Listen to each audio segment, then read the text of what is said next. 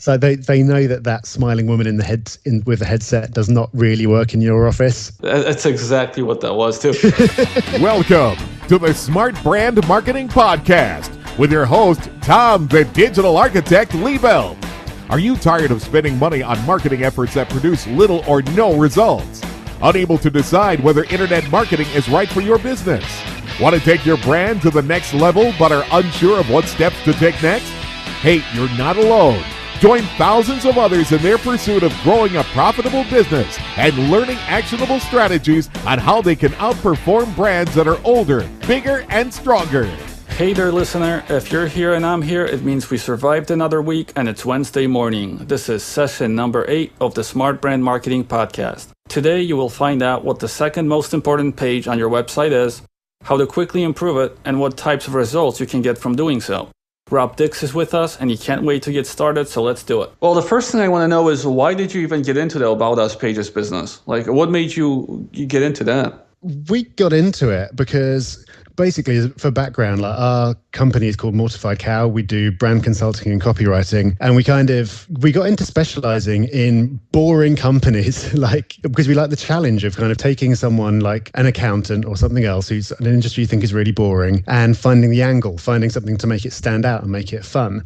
And we found that even in these really boring businesses, the people behind them would normally have really interesting stories and there'd be a lot to say. And we found that when we started pulling those stories out of them, it made everything way more exciting. They made more money. Everyone was happy. And so we found that we had a lot of people coming to us who wanted to kind of get their entire site rewritten, but they couldn't afford it, or they wanted to start out with something smaller as a test before they went ahead and did the whole thing. And it's like, well, the About page is the most important page on the site other than the home page, but no one realizes it. So if you're going to do just one page, that is the one to do. It's going to get you the biggest difference. So we kind of did this spin-off site called Undullify Me, which just writes about pages. And it's a really kind of easy, low commitment way for someone to get some work done by us and make the biggest difference it possibly can. Is there a study or anything that you can give us a link to that shows that the About Us page is one of the most important pages on the site? Yeah, I can give you pull out a couple of links for you to put in the show notes. But as well as that, I would encourage anyone to just go and look at their own analytics. You'll be probably really surprised by the kind of traffic your About page gets. It's probably going to be one of the top 3 pages in your entire site. That's been the case for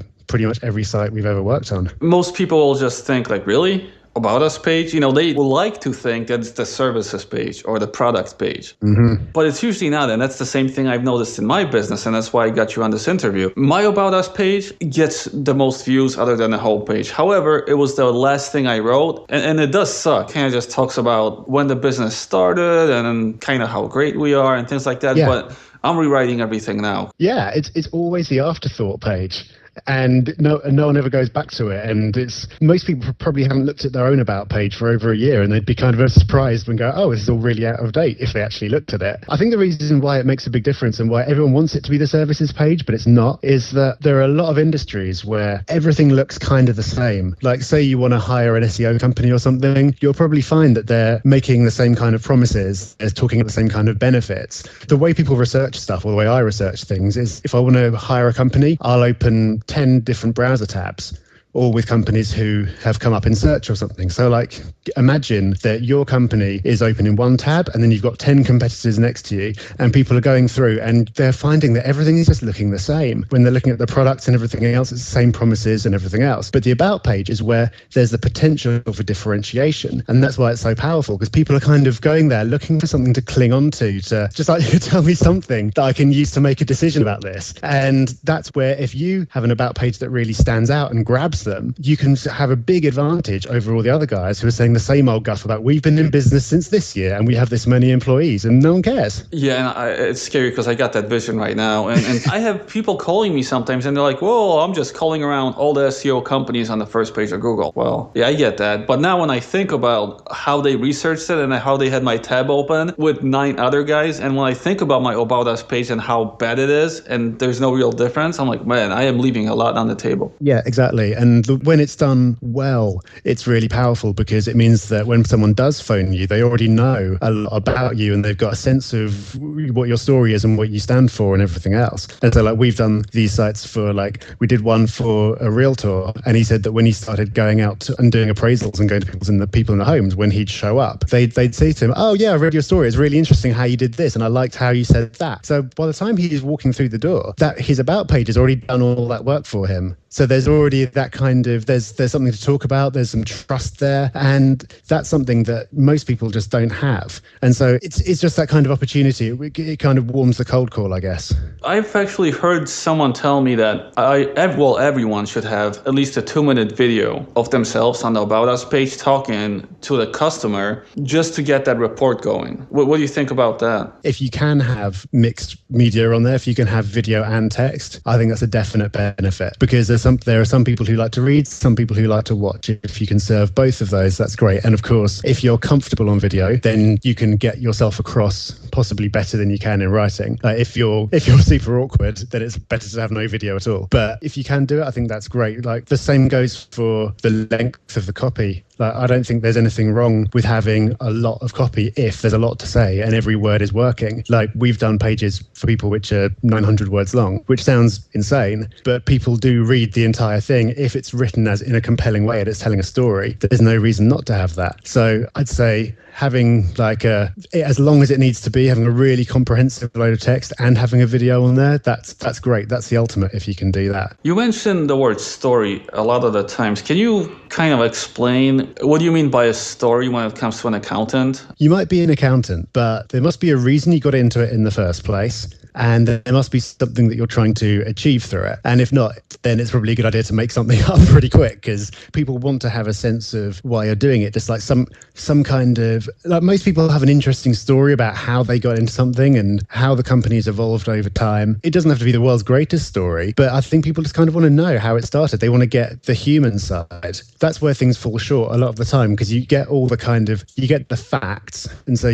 we started in this year, we have this many employees, we won this award that you've never heard of, but you never really got into like, okay, well, of all the possible things you could do in the world, you've chosen to do this one thing. Why? So tell that story and also talk about how your customers are benefiting from the fact that you're doing this thing. What is it that you're doing for them? You're not just an accountant. You are someone who stops small business owners from having to be up until like 1 minute before midnight on tax deadline day trying to submit all their forms, or you're the guy who saves Fortune 100s from saving millions more than they need to. That's like, what is it specifically that you do? And there's a story behind that as well. So it's almost like having a unique selling proposition, except in story form. Yeah, exactly. There's nothing new about that. Everyone knows that they're meant to have a USP, but I think when you come to the About page, it becomes very obvious if you do have one or not. If you find yourself just rambling on about stuff, it might be that you're not sufficiently clear about what it is that you do and who it is that you're for. But then there's also scope in that story for seemingly really irrelevant stuff. So like how the business started or how you got into it is broadly of no real relevance to anyone. It's not going to tell you about the result that you're going to get for them. But it is still kind of interesting because it's about you as a person, if you're the business owner, and ultimately people buy from people. And I think the mistake that people make is they try to sound really corporate and sound professional in inverted commas, and that's just a huge turnoff because no one can relate to that. Even if people are buying something which is kind of a serious, commoditized, not all that sexy service, people still want to buy that from a real person and have a sense of who that person is. That makes sense. I think there's a saying, build relationships first and make a sale later, right? People buy from people who they trust and people they relate to. Maybe giving non-relevant information like a story, you help build that rapport. You don't necessarily want to sell anyone on that page. That's what I'm seeing so far from what you said. Yeah, I think that's totally true. Building that relationship and personality, getting that personality across, it's a great place to do that. Being relatable, I think you said about being able to relate to people. I think that's really important, and using informal language. So if you kind of write it as you would talk it, then that gets your personality across and it makes it easier to you. Setting up a common enemy is a good thing to do as well in certain industries. So like, I feel like in the US, there's a lot of prestige attached to being a realtor, and in the UK, there's not. A lot of people have really bad experiences and they just hate the whole thing and they'd rather not work with one at all if they could help it. And so you can kind of set up that kind of common enemy and kind of and and show that you get it. And so one guy we worked with, we talked about his experiences working within other companies before he set up his own, and all the things that he hated about that he had to do when he worked in those companies. Because then the person reading it is nodding along going, yeah, I hate it when they do that. This guy hates it as well. He gets it. He's different. Let's give him a call. A lot of the business owners, they don't know how to write well.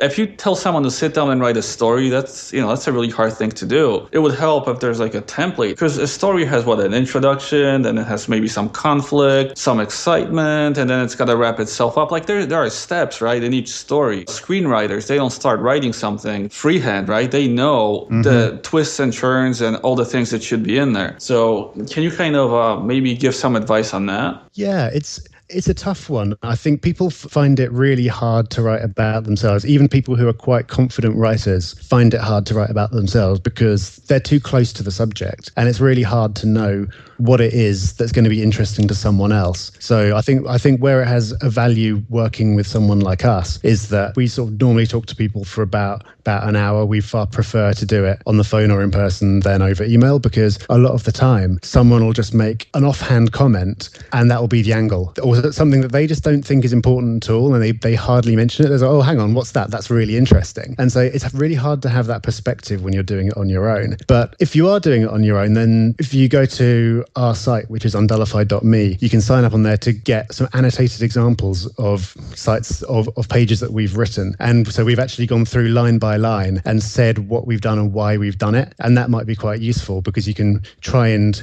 fit your own thing into the same structure. For example, a common thing that we always do is try to start with something unexpected. So again, it's a classic thing that because everyone else's pages are so bad, it makes your life much easier if you can establish early that this is going to be something different. So people kind of hit that page with an expectation of what they're going to see. And if you can give them something different and you can violate that expectation, then that's great because you've got their attention. So you can either start with a question, which is always great. So it's something that people are going to want to know the answer to. Or this is kind of the benefit of kind of starting with something unrelated that you wouldn't expect to have on that page. It's like you kind of pull people into that story and then you can keep them the whole way through. That's not the whole template, but that's the start. That's a good way to start. Other than that, it's kind of hard to say what the structure would be. We've talked about kind of setting up the common enemy, talked about having some kind of background in there, even if it doesn't seem to be strictly relevant. But I think like looking at the past examples that we've annotated is probably quite a good way to get a sense of the kind of thing you want to be doing. And then if possible, if you're struggling, then just talk to a friend about your story and kind of see what questions they ask you. Try and talk to someone who doesn't really know what it is that you do, or kind of knows a little bit about your company but doesn't know the background behind it. Get them to repeat back to you at the end what the key things are that they've taken away from it, because then the things that they've latched onto and that they've found interesting are things that you're going to want to incorporate into the page. I really like that idea too. So initially you want to open up the loop. So by opening that up, you're kind of like, well, now I really need to read this. Like something's making me want to read this to figure out what he's talking about. Yeah, you want to resolve that tension, don't you? And so trying to think of an example of one we did, there was something where it's just the first line was something like, it all started with a fax. Oh, well, what all started with a fax? What is all this? And then that sort of story resolves a few paragraphs in. And by the time you've read paragraphs 1, 2, and 3, you're probably going to stick around for the rest. And so it's at that point that you can start getting a little bit more into exactly what it is that this company does and what makes it different. What are some of the things that you think people should and shouldn't do on their About Us pages? Let's start with the should. A lot of this we've gone over already, but if I'm going to pick the essentials, then the first one is like breaking down what you actually do. So it's similar to having the USP. You don't provide SEO solutions. You help people get traffic from Google or whatever it is. You really break down exactly the actual benefit that people are getting from it. We've talked about grabbing attention by sort of doing something unexpected right at the start and building that curiosity. We've talked about kind of building a human story. A lot of time, people's default decision when they're making a buying decision is price. If they don't know how to differentiate between a few different things, the price is the obvious one to choose. But if you can build up enough of a relationship and they feel like you are the guy that they want to buy from, then price becomes almost irrelevant at that point. So there's a real power in doing that. And being able to do that in a way that kind of gets your personality across, is really powerful as well. The other thing that we maybe haven't touched on so much is giving specific examples. So the classic thing that you see is like all the jargon. So almost everyone will say they've got a passion for customer service. It's like, well, what the hell does that even mean? If that's true, then give an example of where your customer service has been really outstanding in some way. And if it's not true, don't say it. Also, it goes for the kind of clients that you work with. So people will say that they work with everyone from local businesses to Fortune 100s or something. And it's just so broad that it doesn't really mean anything. So get specific. Like maybe you're not allowed to say the name of the actual company or something, but describe the company that you worked with. Describe their situation before they work with you and describe their situation after and how you helped them. That specificity, I think, is really important. Where things get really boring and generic and nothingy is when people just talk in generalities the whole way through.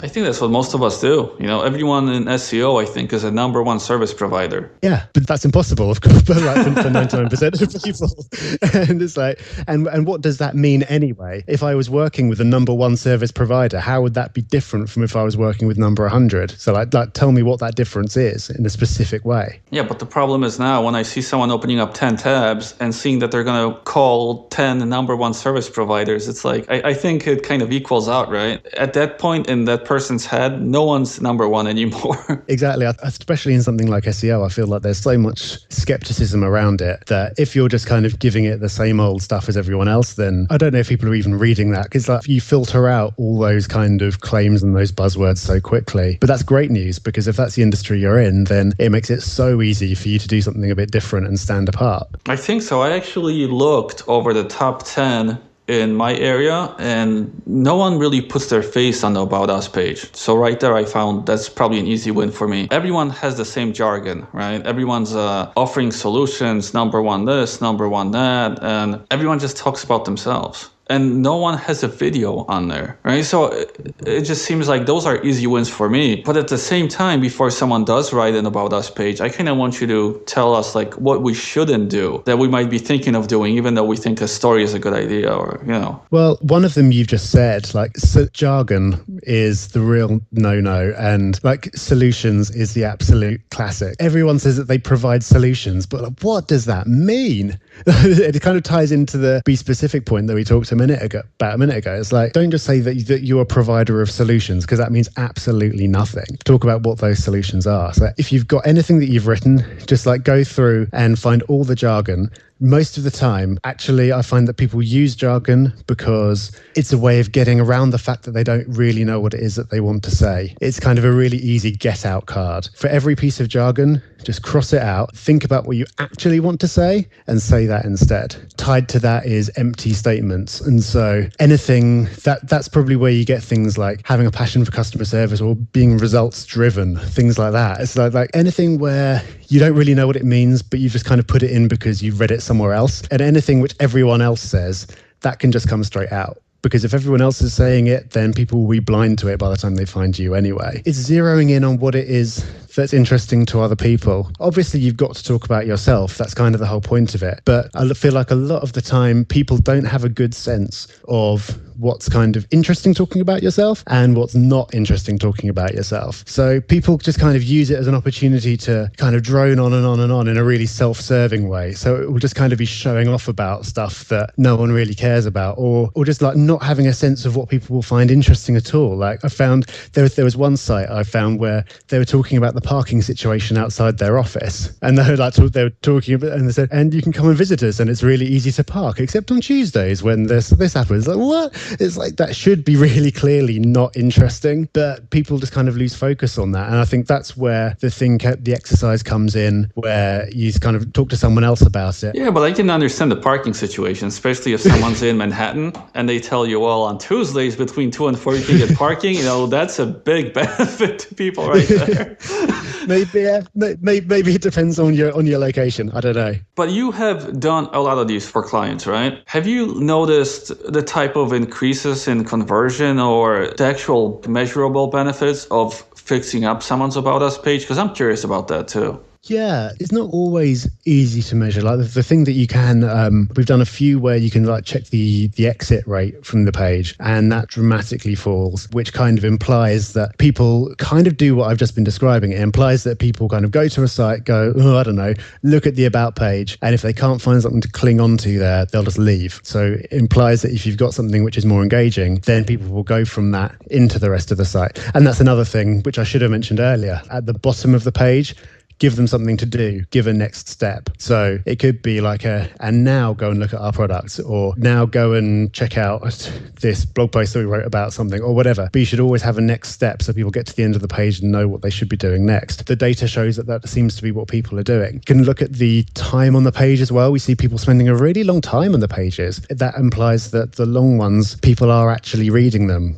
And so having a large amount of text isn't putting them off. For a lot of the people that we work with, trying to get conversions from it is quite difficult because often the conversion happens offline. But I'm almost completely convinced that you're going to see higher conversions from people who've read that page versus people who haven't. We've definitely seen data that shows that it has an impact, but for me, the really telling thing is what I mentioned earlier about when people will actually call up and refer to it. That's pretty cool. Like the fact that people will kind of read your story and be interested enough that they'll call you up and want to talk to you more about it. Or I mean that really shows that it's working. If I did a video and put a story on there, what should I talk about in the video, in your opinion? Talk the most directly about what it is that makes you different from other people and the benefit that the customer will get as a result. So the video isn't the place to kind of go, when I was a kid, I was really interested in this and blah, blah, blah.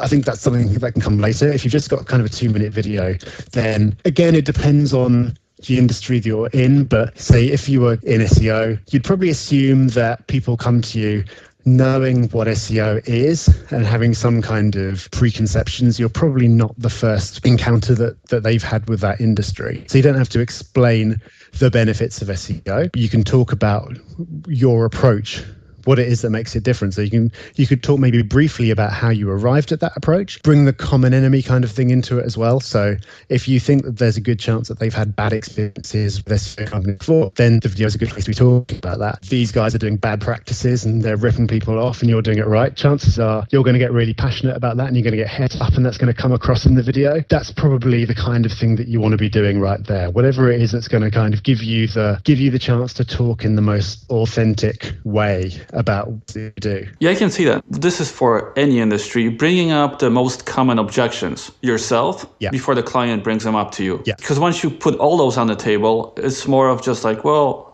do I just call this guy or not? Because this is the exact objections I have. And you know these by dealing with the customers. Like, you know what every customer pretty much says and the points where they kind of want answers. So I can definitely see a video being for that. Another part is images. What kind of an image or two should you have on there? Obviously one of yourself, right? But should you have one in the office, of the outside of the office? Like, what do you recommend for images on the About Us page? It really depends. And so you completely rightly say that the one of you is absolutely non-negotiable, big at the top in some kind of appropriate setting, but you don't want just like what looks like a professional headshot. You want something that kind of gets across your personality without being cheesy, I suppose. Other than that, it depends what it is that you've got to emphasize. Like having a shot of the outside of your office building, if it looks like any building in the world, is probably not going to add anything. But if you've got a really, really amazing office, then maybe that's something you want to show off. So like you'll often find that digital agencies, creative agencies tend to have kind of wacky offices and they want to show those off, and that's fine. Or it could just be kind of just things for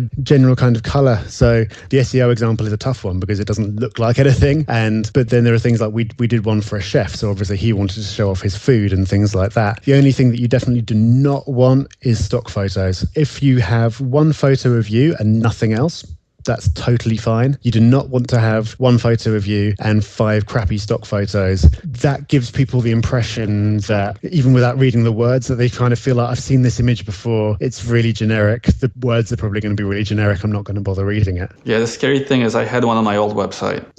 And I've had someone bring that up to me. It's like, hey, I looked on your About Us page and I've seen that picture before. Yeah, I don't understand why anyone does it. It's just, I can't see how it can ever be a good thing. So they know that smiling woman with the headset does not really work in your office. That's exactly what that was too. But the About Us page, I always thought is like really an afterthought. It's just got to be on there, right? Yeah. Well, what do I do? Just tell people how to call me on there? Like, I had no idea what that really meant, About Us page. But I'm seeing the path now. And on the revised website, we actually worked on the About Us page a little bit more. But after this conversation, I'm still going to look back at it even more closely. People labor away forever on their homepage. People will obsess about that for weeks and weeks and weeks. And then the About page is probably the second most viewed page, and yet it gets no thought at all. Logically, if you're working your way down the list of most important